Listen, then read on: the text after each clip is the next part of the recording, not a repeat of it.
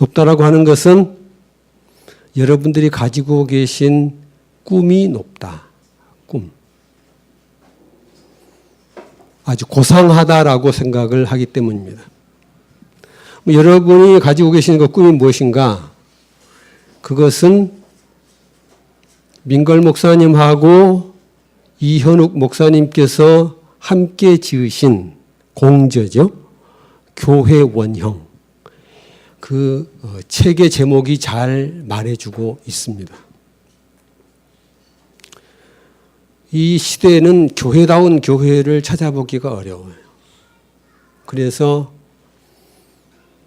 정말 교회 다니는 것을 부끄러워해야 되느냐라고까지 생각할 수밖에 없는 그런 느낌을 가질 때가 한두 번이 아닙니다. 이런 시대에 한번 교회다운 교회를 만들어 보자. 이런 꿈을 가지고 이런 꿈을 실현하기 위하여 거의 모든 역량을 여러분이 가지고 있는 모든 자원, 리소시스, 모든 자원과 힘을 쏟아붓는 교회 많지 않습니다. 저는 이제 어렸을 때 큰 교회를 다녔거든요. 제 고향에서는 제일 역사도 깊고 큰 교회를 다녀서 그런지 그러니까 어렸을 때는 사랑을 많이 받아야 돼요. 충분히 사랑을 받아야 남한테 줄 수가 있거든요. 그래서 그런지 대학생 때부터는 특히 대학교 3학년 때부터인가요? 그때부터는 대체로 작은 교회만을 다녔습니다. 큰 교회도 다닐 때가 있는데요. 그래도 전혀 어떤 그 허전함을 느끼지를 않고 있어요. 사람들마다 조금씩 이제 다르거든요. 성향이. 그러니까 경우에 따라서는 큰 교회에서 한번 그 양육을 받아보고 거기에서의 그 분위기를 맛보는 것도 필요합니다. 사실이에요. 사실인데 그러나 여러분이 이제 가지고 있는 지금 현재의 이 교회, 여러분이 지금 맛보고 있는 이 현재의 교회 분위기, 이것이 결코 작은 것이 아니다는 겁니다. 외적으로 작은 것이 문제가 아니다는 얘기예요. 오늘 이제 종교개혁 496주년을 기념하는 주일인데요. 문자 그대로 이 종교개혁이라고 하는 것은 우리의 그 종교적인 삶, 교회의 삶을 포함해서요. 우리의 종교적인 삶을 개혁해 보자라고 하는 운동이 되겠습니다. 그럼 여기서 이제 우리 사람들에게 과연 종교라고 하는 것이 필요할까? 종교. 오늘 이제 읽은 본문 말씀 가운데 22절에 보시면은 아테네 사람들아 너희를 보니까 범사에 종교심이 혹은 종교성이 많도다라고 이제 종교라고 하는 단어가 지금 22절에 등장하고 있어요. 이걸 염두에 두시고 들어주시면 감사하겠습니다. 사람들 가운데 이제 우리들에게 과연 종교가 필요하냐라는 그 질문을 할 수가 있다는 겁니다. 특별히 그 물질주의적으로 생각하는 사람들 입장에서는 우리 삶에서 가장 중요하게 여겨지는 것은 물질이거든요. 왜냐하면 눈에 보이니까 혹은 손으로 만질 수가 있으니까. 사람들은 육신을 가지고 있으므로 저를 포함해서요. 육신을 가지고 있으므로 눈에 보여야 실감이 나고요. 그리고 손으로 만져져야 터칭이 돼야만 실감을 느낄 때가 많습니다. 그게 사실이에요. 그래서 이 물질이라고 하는 것은 우리 눈에 보이고 우리 손에 만져지기 때문에 그러므로 구체적으로 생각이 되고 실질적으로 생각이 되고 과연 있는 것으로 생각이 됩니다. 그게 사실이에요. 보이지 않는 것, 손에 만져지지 않는 것은 없는 것처럼, 존재하지 않는 것처럼, 혹은 있다 해도 그것이 나의 삶에 별로 가치가 없는 것처럼 느껴질 수가 있죠. 그 사실입니다. 매일 식사를 해야 되지 않습니까? 식사를 해야 되는데 그 식사의 재료가 되는 모든 식량, 물질이죠. 하루에 물을 우리가 몇 리터 마셔야 되느냐. 제가 찾아봤어요, 인터넷에. 여자분들은 2.5리터. 이게 이제 일반적인 기준이랍니다. 남자분들은 2.7리터. 약간 좀 더 많이 마시는 거죠. 그 정도의 물을 마셔야 한다는 겁니다. 인체의 뭐 약간 플러스 마이너스 있겠지만 70% 정도가 물로 돼 있으므로 물을 충분히 마시지 않으면 건강을 유지할 수가 없죠. 그러니까 물도 물질이다 이거죠. 그러므로 이렇게 생각한다면 물질주의자들이 말하는 그 말이 맞는 것 같아요. 맞습니다. 그런데 이 물질주의는 유물론하고 통하죠. 이 유물론을 주창한 사람 가운데 이제 가장 대표적인 인물 카를 마르크스. 이 마르크스가 한 말 가운데 아주 유명한 말이 있는데요. 제가 조직신학 시간에 이제 독일에서 한번 읽어봤습니다. 종교는 민중의 아편이다. 한국말로 이제 번역을 그대로 하면요. 종교는 민중의 아편이다. 이런 말이었어요. 그러니까 아편, 뭐, 의사가 관리를 해야만 하는 물질 아닙니까? 그래서 아주 극히 제한된 용도로만 사용해야 되는 그러한 그 물질이고요. 만약에 그렇지 않은 경우는 아주 우리들에게 해를 끼칠 수 있는, 특별히 마르크스의 그 말에 이제 포함되어 있죠. 우리의 정신을 혼미하게 만든다. 그런 의미가 들어있던 민중의 아편이라는 말 속에. 그러니까 이제 이 물질주의자 혹은 유물론자들의 입장에서는 종교라고 하는 것은 해로웠으면 해로웠지 유익한 것은 하나도 없는 그러한 것이라고 볼 수가 있습니다. 지금 우리가 살고 있는 이 세상, 명동, 길만 건넌 명동이니까요. 한국에서 가장 물질이 귀하게 여겨지는 곳이죠. 돈이 없으면은 거기서 살 수가 없어요, 물건을. 그런데 이 물질주의가 지금 이 세상을 뒤덮고 있는데 그것이 교회 안에도 들어왔거든요. 교회만큼은 물질주의에서 좀 벗어났으면 좋겠다 라는 마음으로 교회에 출석했더니 근데 교회 안에서도 물질주의가 있으니까 그러니까 사람들이 실망하게 되는 거죠. 더군다나 젊은 양반들, 젊으신 분들은 공부를 대체로 많이 했지 않습니까? 나이 든 세대보다 더 많이 했거든요. 많이 한 입장에서 생각해 보면 도저히 이해가 안 돼요.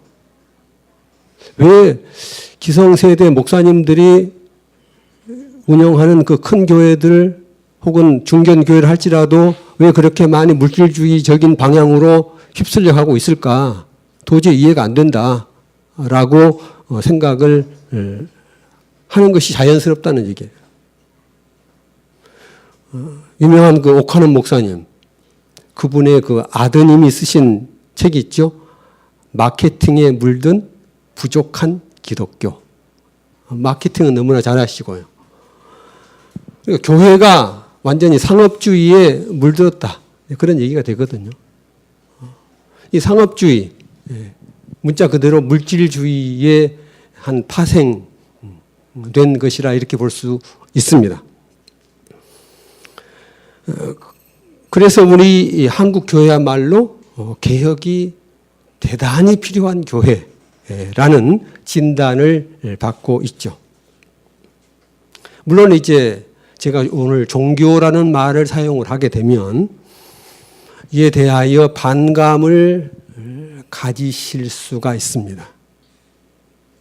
왜냐하면 저도 이제 약간 거기에 동조를 하는데요. 기독교는 그냥 종교가 아니다라고 이제 생각하는 것이 또 많은 그 신학자들과 많은 목회자들의 입장이에요. 사실 맞습니다. 저도 그런 데 동조하고 있으니까요. 왜냐하면은 제가 이제 인터넷에 저를 검색을 한번 해보세요. 김광채. 교보문고에 들어가가지고 김광채를 검색해 보시면 저를 어떻게 소개해 놨냐면 종교인. 그렇게 소개해 놨습니다. 종교인으로. 저는 제 자신을 종교인이라고 한 번도 생각해 본 적이 없거든요. 신앙인이라고 생각을 했지. 종교인이다. 그러나 거기에는 그렇게 써져 있어요. 객관적인 이야기거든요. 우리 주관적인 입장에서 우리 이 교회라고 하는 이 서브컬처, 이 하위 문화에서는 이게 지금 종교가 아니다라고 이제 거부 반응을 느끼면서 저부터 그게 아니다라고 하지만은 이 세상 사람들 입장에서는 종교인으로 제가 보이는 것이고요. 기독교는 여러 종교 중에 하나로 보이는 겁니다. 그래서 국가에서도 나라에서도 기독교를 취급할 때 이제 그 문화부에서 그 종교 담당하는 그 관리가 종교 담당 관리가 종무관이라고 이제 옛날에 했어요. 요새는 어떻게 말하는지 모르겠는데 저의 그 이제 대학교 선배님도 거기 종무관으로 한번 일한 적이 있는데요. 종무를 담당하는 공무원이 지금 교회 문제까지 다 담당을 하고 있습니다. 그게 사실이에요. 그러니까 이 기독교를 종교로 보는 것이 우리 입장에서는 좀 거부 반응이 있을 수 있지만 객관적으로는 이제 인정할 수밖에 없는 면도 있는 게 사실이고요. 단지 이 기독교가 다른 불교라든지 유교하고 동급이냐 이렇게 이제 나오면 거기에서 우리가 반발할 수 있죠. 기독교하고 불교 혹은 이슬람교 이런 종교들하고 과연 동급일까? 아닐 것이다라고 혹은 아니다라고 우리는 생각을 합니다. 또 이렇게 나갈 수 있어요. 예수님하고 석가모니하고 동급일까? 카를 야스퍼스라고 하는 독일의 그 철학자가 있는데 하이델베르그 대학에서 이제 박사학위 했거든요. 그분도 이제 세계 4대 성인이라는 그 책을 썼는데 거기에서 예수님하고 석가하고 다른 사람들을 이제 비교해 가지고 그런 종교의 중요한 창시자다. 이런 식으로 이제 얘기를 했어요. 그분의 기본 입장이 그런 입장이니까. 그러니까 우리들은 그런 그 철학자들의 입장, 세상 사람들의 입장을 받아들이지를 않고 싶어 하는 겁니다. 왜냐하면 예수님이 기독교라고 하는 종교의 창시자 정도로 격화될 수 있을까? 이건 도저히 받아들이기가 어려운 그런 이야기거든요. 우리는 이제 도리어 예수님은 하나님의 아들이시다. 혹은 이제 하나님이신데 성육신 하신 분이다. 이렇게 생각을 하지요. 그러니까 많은 사람들이 기독교에 단순히 그 목사님들이 잘못하고 교회가 상업주의가 되고 그래서만 기독교를 비판하지 않더라고요. 한번 안티 거기에 들어가 보시면은 그래서도 물론 기독교를 공격하는데 그것도 있지만 더 중요한 건 예수님을 우리가 하나님으로 모시기 때문에 거기에 반발이 또 있어요. 도저히 지성적으로 볼 때, 지성인의 입장에서 볼 때는 이것은 이해가 안 되는 일이다. 사람 중에서 위대한 사람, 위대한 종교의 창시자 이 정도로 한다면 야스퍼스가 말하는 대로 그러면은 인정을 하겠는데 이거 하나님의 아들 뭐 혹은 하나님 자신이라고 얘기를 하니까 그러니까 이제 이분들 입장에서는 이것은 받아들일 수 없다라고 하는 그런 이제 세상적인 입장에서는 좀 이해가 되죠. 오늘 본문에 보시면 이 사도 바울은 이 그리스의 중심 도시인 아테네에서 복음을 전파했습니다. 저는 이제 많은 목사님들하고 좀 입장이 다른데요. 우리 한국교회 많은 목사님, 대부분의 목사님들은 저하고 입장이 다르게 이 사도행전 여기에 나오는 이 사도 바울의 아테네 전도 이것은 실패였다라고 설교들을 많이 하세요. 하여튼 제가 어렸을 때부터 나이 들 때까지 이 문제를 가지고 이 구절을 가지고 설교한 목사님 치고서 바울이 아테네 전도를 성공적으로 했다라고 설교하신 분을 저는 들어본 적이 없거든요. 혹시 모르겠습니다. 여러분 가운데 있는지 모르겠지만 저는 못 들어봤어요. 그만큼 이제 이 아테네에 대한 그 반감이라고 할까요? 우리 기독교인들의 반감이 상당히 큽니다. 그러나 이제 저는 그것에 대해서 옳다고 생각하지 않습니다. 왜 그러냐? 이분들 그 많은 목회자들이 이제 이 아테네에 대한 그 바울의 전도 자체를 사실은 저평가, 왜 거기가 하필 전도를 했을까? 그거 자체를 우선 비판적으로 말은 안 하지만 속으로는 그렇게 생각하는 것 같아요. 거기는 철학의 도시인데 철학의 도시에 가서 뭐하러 거기에 기독교와 철학이 관계가 있길래 거기서 전도를 했을까? 라는 입장일 것 같습니다. 그리고 혹시 그렇게는 표현하지 않더라도 기독교하고 이 철학하고는 도저히 맞지 않는데 거기에서 아테네 철학의 도시에서 전도했으니 당연히 그곳에서는 실패하는 것이 당연한 것이다 라고 평가를 내리고 싶었을 거예요. 그러니까 그분들 입장에서는 이제 철학이라고 하는 것은 기독교의 해가 됐으면 되었지 유리한 그런 여건이 되는 것은 아니다라고 하는 그런 입장을 가지고 있을 것 같습니다. 철학과 기독교는 상극이다라는 그런 입장. 저는 그걸 편견이라고 보고 싶거든요. 왜 편견이냐? 어쩔 수 없이 저 자신을 생각한다면 저는 전공이 이제 어거스틴을 전공했거든요. 어거스틴의 전기를 보면 철학자인지 신학자인지 알 수가 없어요. 철학자이면서 신학자고요. 신학자면서 철학자거든요. 그렇다고 목회를 안 했느냐? 목회자거든요. 평생 또 목회를 했으니까. 목회자면서 신학자면서 동시에 철학자면서 그렇게 했다 이거죠. 그 다음에 프랑스의 유명한 그 철학자 파스칼. 이 사람 철학자인데 또 신학에서도 중요하거든요. 철학자인데 무슨 말 했냐면은 자기는 철학자의 하나님을 중요하게 생각하지 않고 아브라함의 하나님, 이삭의 하나님, 야곱의 하나님을 중요하게 본다. 철학자가 그 말을 했어요. 그래서 파스칼, 이 사람은 철학자면서도 또 보통 그 신자들보다 더 나갔죠. 나는 철학자임에도 불구하고 아브라함의 하나님, 이삭의 하나님, 야곱의 하나님이 더 중요하다라고 얘기를 했으니까요. 키르케고르, 덴마크의 유명한 철학자죠. 이분도 철학자인데 세 가지 실존 가운데서 종교적 실존, 미학적 실존과 윤리적 실존과 종교적 실존 세 가지를 말했지 않습니까? 그 종교적 실존을 가장 높은 단계의 실존으로 얘기한단 말이에요.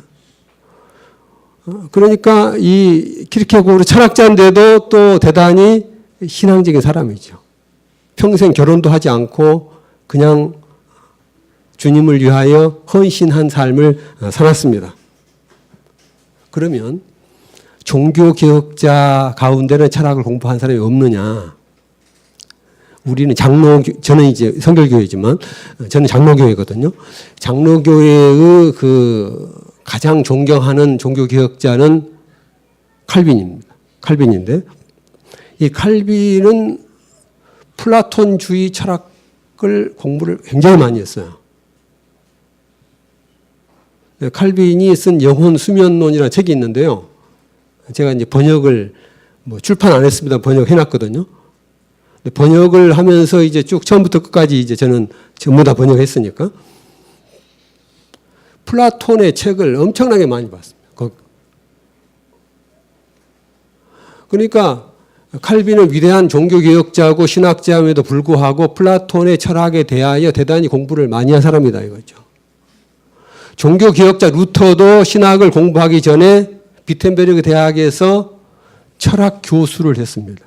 그러니까 신학 교수 되기 전에 철학 교수를 먼저 했어요. 그리고 나중에 신학 교수가 되거든요. 그러니까 이렇게 본다면 철학하고 신학을 상극으로 보는 것은 이거는 맞지 않는 겁니다, 사실은. 그러니까 세상 사람들과 소통하려면 저는 이제 다른 교회 같으면 이 설교 안 해요. 근데 왜 여러분 교회에 와서 이 설교 하느냐? 민걸 목사님 교회 원형 한번 책 읽어보세요. 그러면은 2050년이 앞으로 지금 30년 넘게 남아있죠? 2050년에 우리 한국이, 대한민국이 뭐라고요? 세계의 무슨 국가? 중심 국가. 아니, 말이 된다고 생각하십니까? 아니, 중국이 옆에 있는 나라인데 중국이 지금 엄청나게 대한민국 남한의 땅보다 중국 땅이 100배 커요. 미국도 마찬가지고 땅덩어리만 해가지고도 인구 14억, 남한 인구 겨우 5천만. 로켓 자기 힘으로 못 쏘고 뭐 러시아에서 뭐 기술 도입해가지고 겨우 올리고 말이죠. 중국은 벌써 지금 뭐 우주 뭐 정거장? 아니 그런데 한국이 세계의 중심 국가가 2050년에 될 수 있냐? 상식적으로 생각하면 말이 안 되지 않습니까? 말이 안 되는 얘기거든요. 지금 민 목사님 지금 제가 한번 이제 난도질 하겠습니다. 난타 칼로 난타하겠습니다.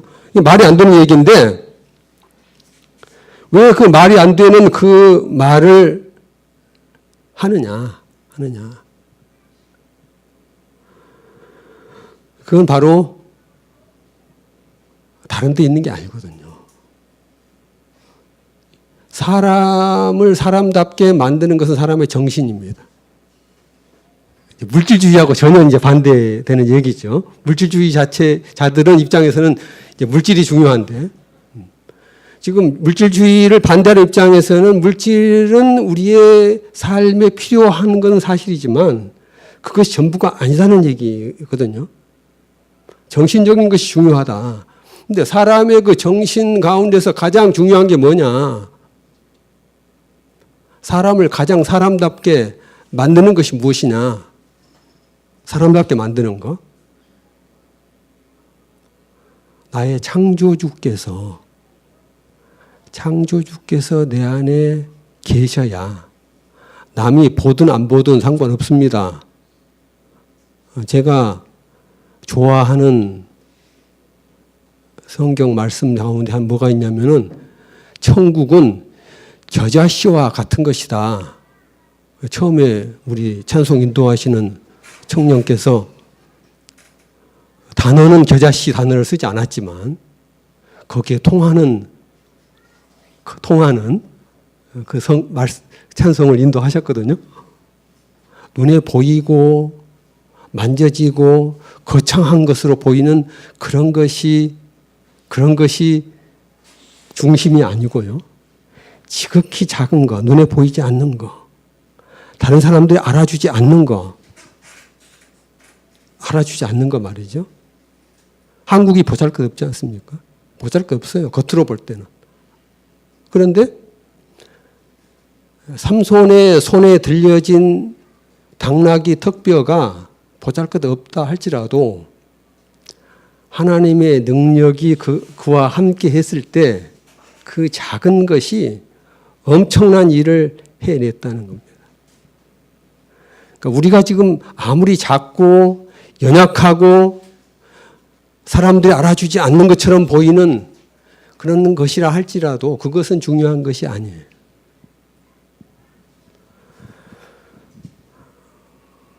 지금 이제 다른 데로 제가 잠깐 가는데요. 이 철학을 얘기하다가 지금 딴 데로 이제 갔습니다만은 이 세상과 우리가 소통을 해야 된다. 이 세상과 소통하려면 그래서 2050년에 가서 세계의 중심 국가가 한국이 되는데 영적인 자양분을 공급하는 교회가 되려고 한다면 바로 그 얘기입니다, 지금. 2050년에 세계의 중심 국가가 되는데 그렇게 되기 위해서는 한국 국민들이, 한국 백성들이 정신적으로 튼튼하게 무장을 해야 되는데 그 자양분을 누가 공급해 줄 것인가?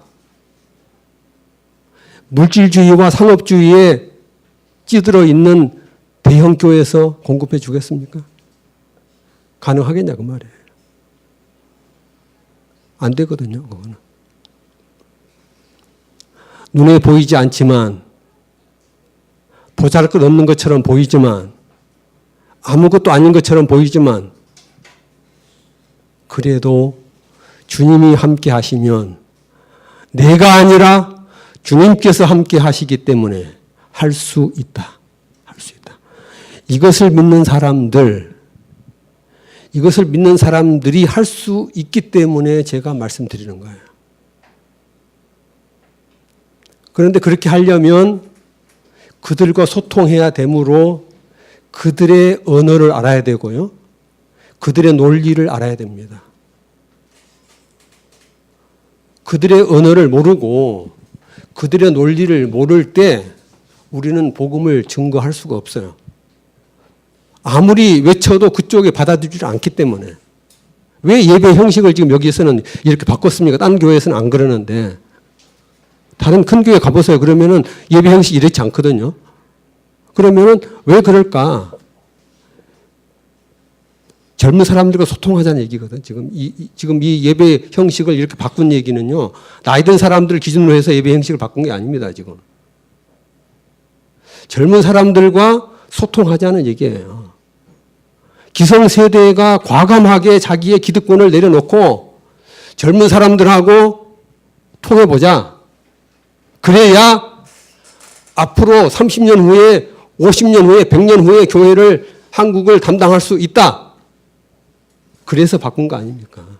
그래서 바꾼 거거든요.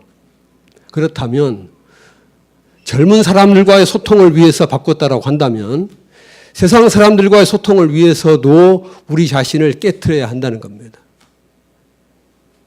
그러니까 지금 바울은 아테네에서 전도하기 위하여 스토아 철학자들과 대화를 했고요.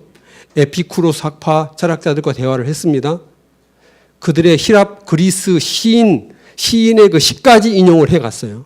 알지 못하는 신을 위하여 라고 하면서 그리스 시인의 시까지 인용하면서 지금 그들과의 대화를 지금 했던 겁니다. 그러니까 우리들이 세상 사람 소통하려면 그들의 논리를 알기 위해서 그들이 내는 문학 작품이라든지 혹은 그들이 내는 철학 서적에 대하여 관심을 가져야 한다. 다른 교회에서는 제가 요구를 안 해요. 다른 교회는 어차피 그런 생각 안 하니까 2050년도에 한국이 대한민국 세계의 중심이고 교회다움이 그런 일을 위하여 큰 역할을 담당하겠다. 그런 욕심 자체가 없으니까 아예 30년 후에 한국은 생각 꿈에조차 안 하거든요. 내가 늙어서 연금이나 좀 잘 받고 연금 중요하지 않습니까? 그렇죠?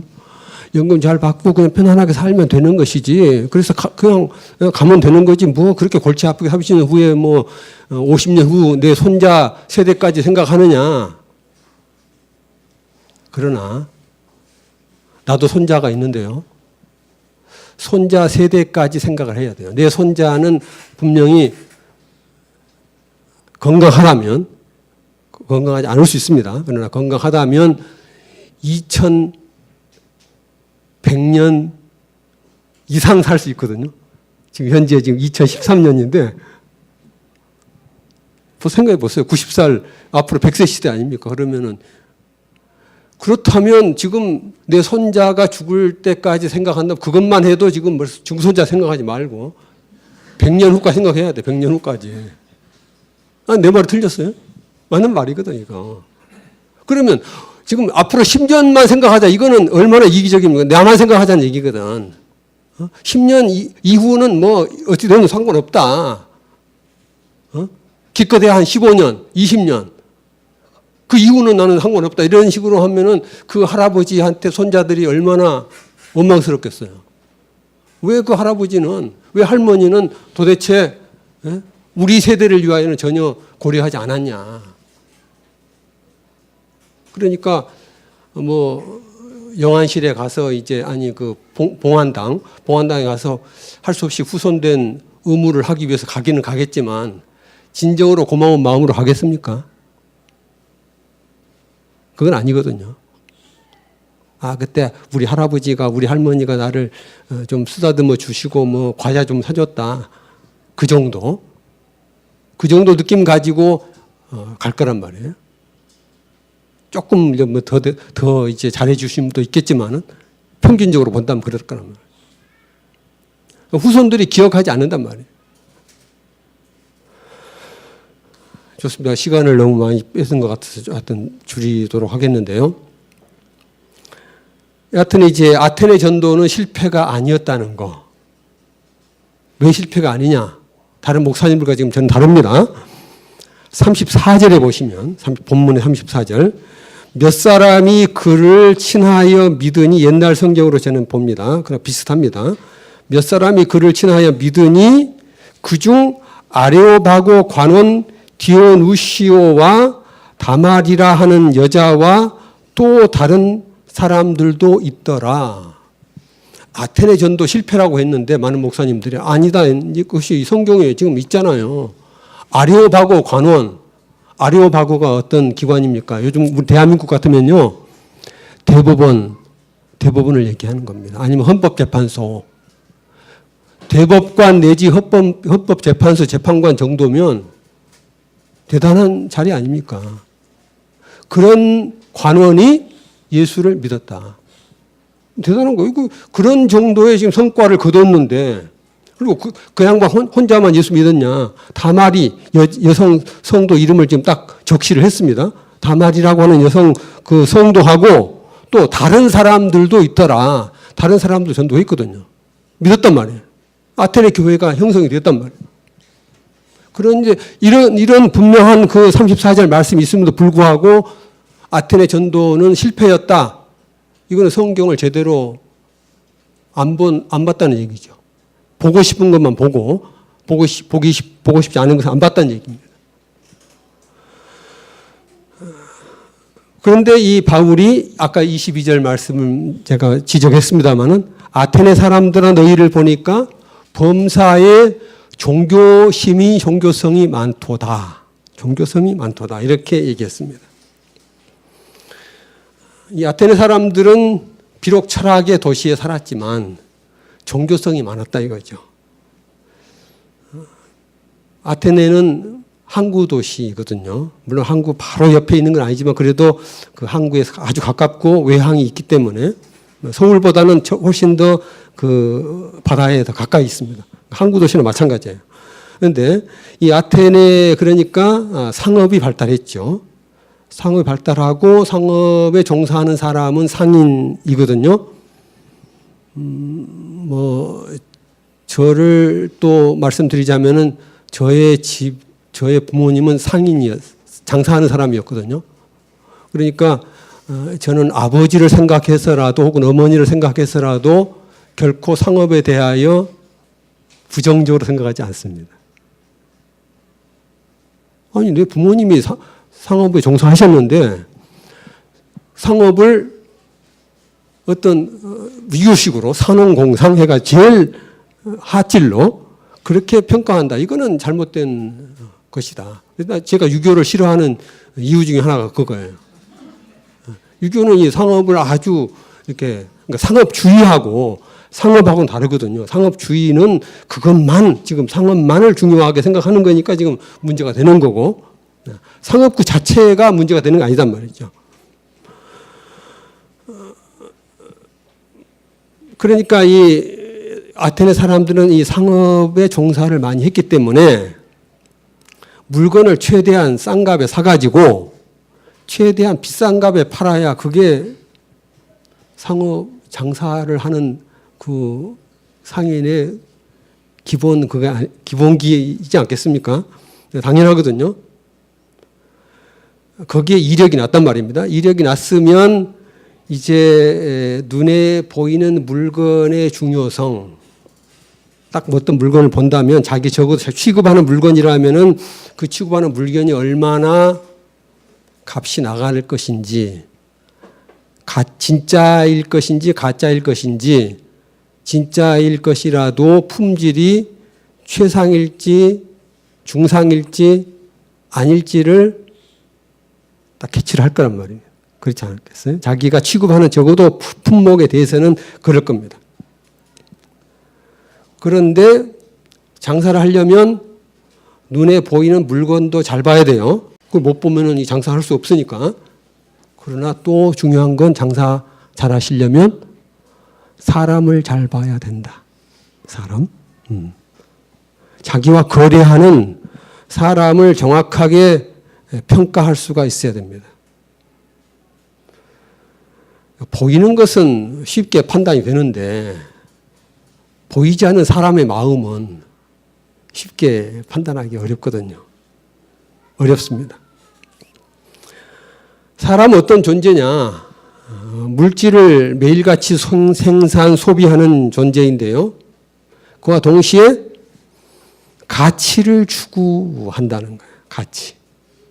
근데 이 어떤 것의 가치라고 하는 것은 그 아까 말씀드린 그 장사하는 사람이 그 자기가 추구하는 물건이 얼마나 가치 있느냐 그 평가하는 그런 능력. 이런 것 어떤 그 물건뿐 아니라 어떤 사람의 가치 어떤 것의 가치를 이게 평가할 때 눈에 보이는 것을 가지고 할 수도 있지만은 어떤 면에서는 눈에 보이지 않는 것을 잘 봐야 되거든요. 눈에 안 보이는 거. 그래서 큰 일을 하는 사람일수록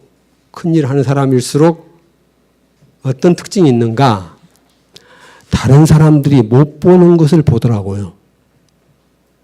남들이 다 보는 거 보면은 그거는 큰 일을 못 하더라 이거죠. 뭐 성공한 사람들 한번 전기라든지 한번 보세요. 그러면은 큰일 한 사람들은 대부분 다 남이 도저히 생각하지 못했던 거 이걸 생각하더라 이거죠. 아테네 사람들, 아테네가 왜 철학의 도시가 됐을까? 상업 도시인데 상업 도시에서 끝나지 않고 왜 철학의 도시가 됐을까? 아테네 사람들 중에는 비록 그 도시가 상업 도시지만 눈에 보이지 않는 것의 가치를 추구하는 사람들이 많았다라고 하는 거죠. 그러니까 눈에 보이지 않는 것을 추구하다 보니까 자연스럽게 철학 공부를 하게 됐고요. 그리고 거기서 끝나지 않고 종교성이 많도다. 종교까지 나아간 겁니다. 철학과 종교의 차이점. 종교는 반드시 무한한 것과 영원한 것에 대하여 관심을 갖습니다. 반드시예요. 그런데 철학은 반드시는 아니더라고요. 철학도 물론 관심을 가질 때가 있습니다. 철학도 형이상학이라든지 이런 분야에서는 무한하고 영원한 것에 관심을 가지는데 또 아닌 것도 있더라고요. 철학 분야에서는. 그리고 그 무한하고 영원한 그 존재를 철학에서는 인격적으로 받아들이기가 어려워요. 영원한 존재를 혹시 상정하고요, 철학에서. 그리고 무한한 그 존재를 이제 철학에서도 공부한다 할지라도 그 존재가 인격적이냐, 거기까지 나아가기는 어렵습니다. 그런데 종교는 무한하고 영원한 존재에 대하여 관심을 가질 뿐 아니라 그 존재가 인격적이고요. 인격적이란 말은 우리 아무것도 아닌데 우리 같은 자와 소통하고 싶어 하신다. 아니면 아까 이제 음악 지도하신 분이 말씀하신 대로 외로워하실 수 있거든요. 우리가 없으면. 맞습니까? 예. 하나님이 외로우실까? 물론 하나님이 우리가 없어도 안 외로우실 수 있죠. 하나님이 전능하신 분이니까. 그런데 하나님은 우리 때문에 즐거워하신단 말이에요. 보시기에 좋았더라. 보시기에 좋았더라. 계속 말씀하시고 나중에 심히 좋았더라. 마지막에 이제 창조를 끝내놓고 말씀하십니다. 보시기에 좋았더라, 좋았더라, 좋았더라 해놓고 심히 좋았더라. 우리를 만들어 놓으시고 기뻐하셨단 말씀이에요. 아마 외롭지 않다고 느꼈을 것 같아요. 왜 독생자를 세상에 보내셨을까? 십자가에 달리면 죽을 수밖에 없는데 죽이시면서까지 왜 보내셨을까? 그렇게 하지 않고서는 도저히 우리와 하나 될 수 없기 때문에 그냥 존재만 한다 해서 하나가 되는 게 아니에요. 지금 여러분이 앞에 있고요. 제가 있죠. 서로 함께 같은 공간에 있다 해서 하나 되는 게 아닙니다. 어째야 하나 됩니까? 마음과 마음이 통해야 되거든요. 무엇으로 통할 수 있어요? 성령님께서 연결시켜 주셔야 가능하거든요. 성령은 어떤 분이신가? 사랑이시다 이거죠. 하나님의 진정한 그 사랑이 있어야만 우리는 하나 될 수가 있는 겁니다. 하나님은 그 사랑이신 분이기 때문에 그 사랑의 하나님이 우리와 함께 있기를 원하신다 이거죠. 그러므로 도저히 죄에 휩싸여서 죄 때문에 하나님과 멀어지는 것을 도저히 두고 볼 수가 없으셨다는 얘기죠. 도저히 두고 볼 수 없기 때문에 내 아들을 죽여서라도 희생 제물로 삼아서라도 너희들을 나의 권속으로 나와 끈끈이 연결된 자들로 나와 뗄래야 뗄 수 없는 그런 존재로 네가 없으면 내가 도저히 안 되겠으니까 그러니까 내 아들이라도 내가 주겠다 라고 했다는 얘기죠.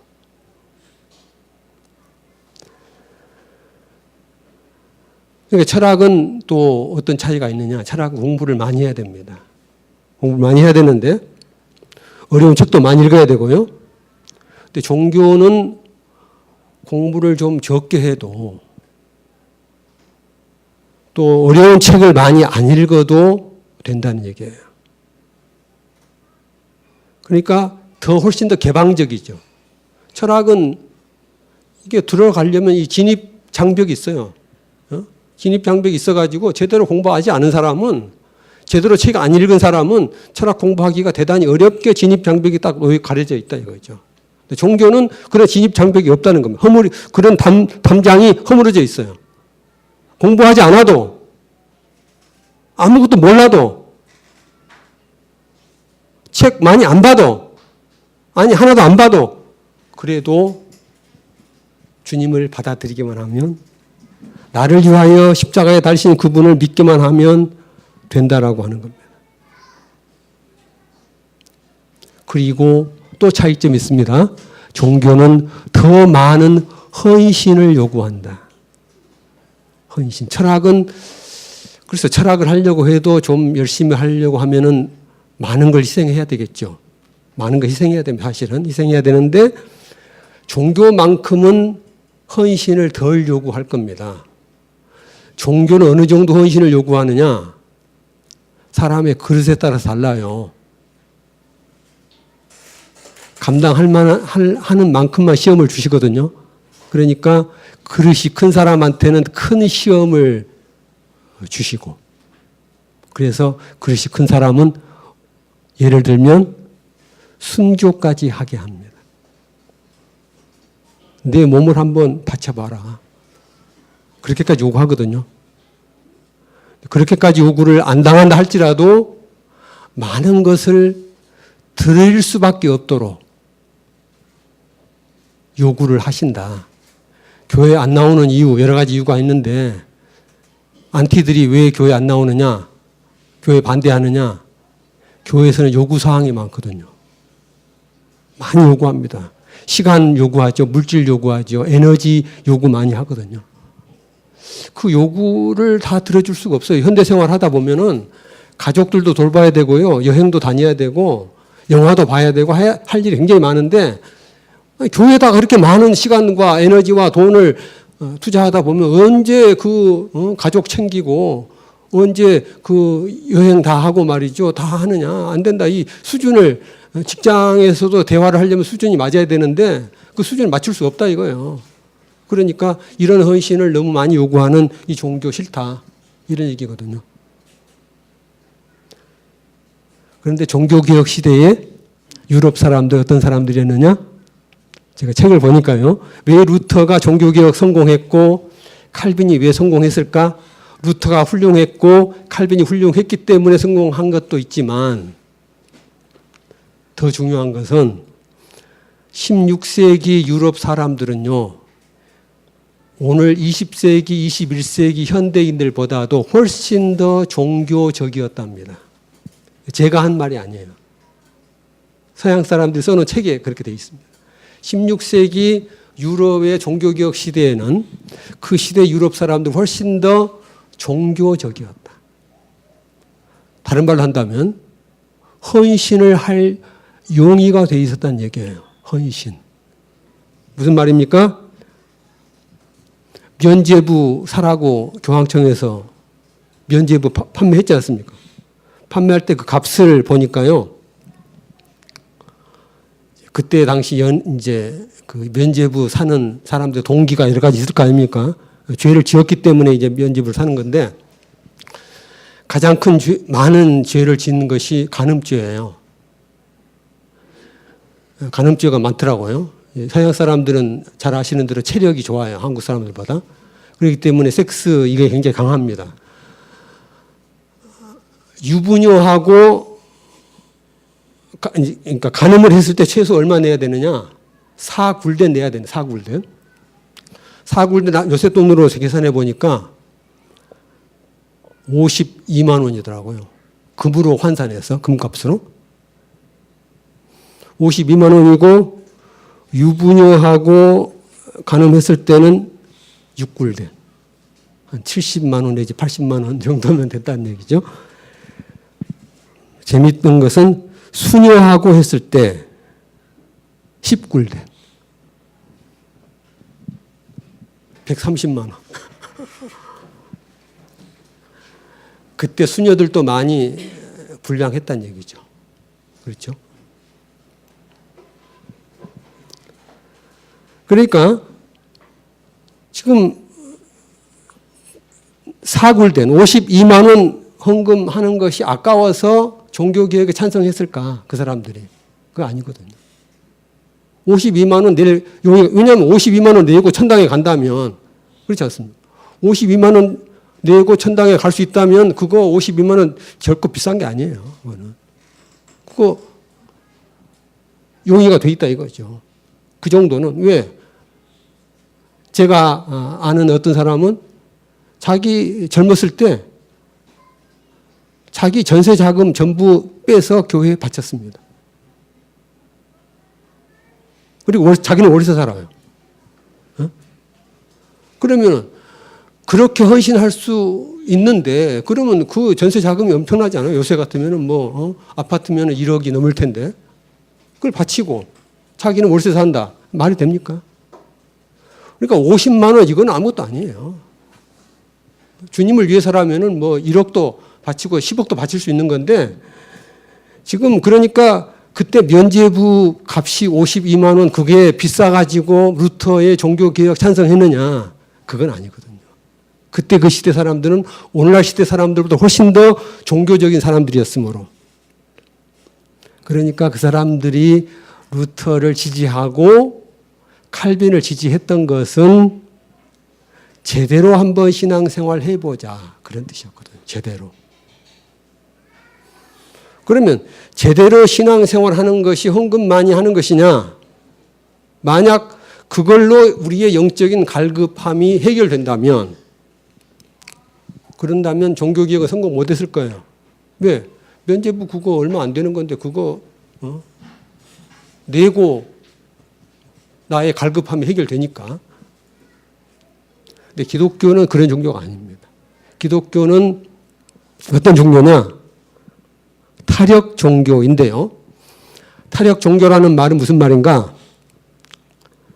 우리의 영적인 갈급함은 우리의 육신의 노력으로 해소되지 않는다는 겁니다.